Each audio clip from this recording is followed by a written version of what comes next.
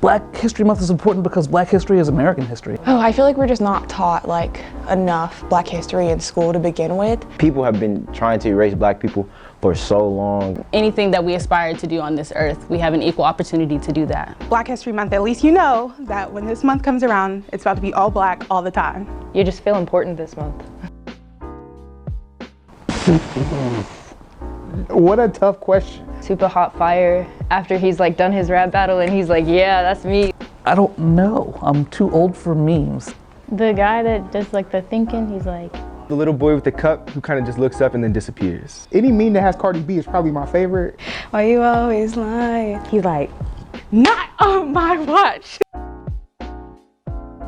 When Obama won presidency. Barack Obama. I just remember that night, I remember that moment, I remember that time, and just where everybody's minds was as far as like white people and Black people. I was young, I was probably like 7, 8 years old. Probably the portion of the civil rights movement that was made up of the Panthers and how they really promoted like Black self-love, and which was a very new concept at the time. Gabby Douglas winning her Olympic gold medal.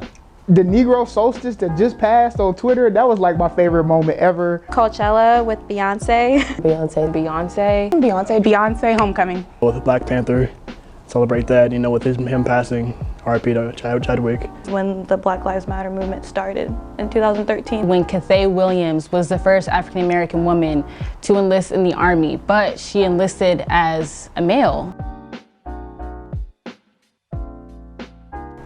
I would invite Henrietta Lacks. Whitney Houston. Kamala Harris, definitely. Dr. Martin Luther King Jr. I'd have to go with Malcolm X. I would bring Malcolm X. Malcolm X. Maya Angelou, just because her poetry is so good. George Washington Carver, because he not only do a lot with the peanut, but he did a lot with like everything, and people don't know that. Claude McKay.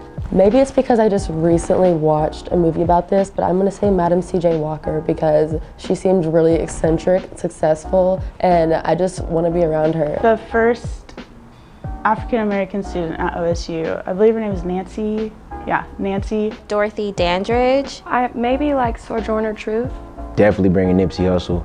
I don't know why like Harriet Tubman keeps popping in my head. Like, like she'd be so fun. Oh, okay, so we're gonna invite Harriet Tubman. She gonna come to the cookout. To Zion by Lauryn Hill.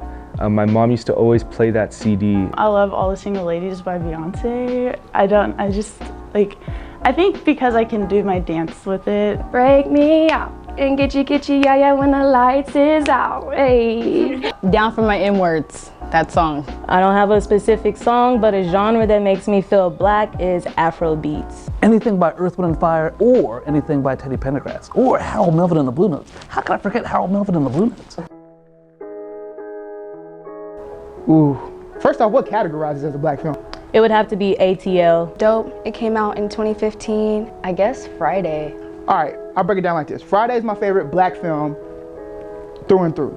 Beyonce's visual album for Black is King.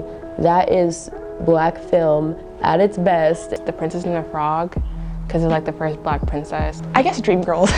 It has to be Dreamgirls. Dreamgirls? I think it talks about a lot of like really important things, like, you know, like fat phobia, which is something that's huge in the Black community, and I think you can really see the colorism aspect in it too. Well, you know, Love and Basketball is a classic, but I also love Beauty Shop. Like I could say every line of Beauty Shop. The innovation. Pretty much every aspect. The way that we dress, our style. The food, the fashion. I feel like everything comes from Black fashion. Everyone wants to be like us in a way. So we're very like gritty people. We get through tough times. There's just a different level of depth to the love there that I just can't put into words. I think I would have to say the community, because like, you don't even have to really say anything sometimes and people just know. Like you could be walking around and you see something and then you look at somebody else and you're like, did you see that? And I'm like, yeah, I saw that. And then you just kind of like laugh together and you don't even say anything. It's just known.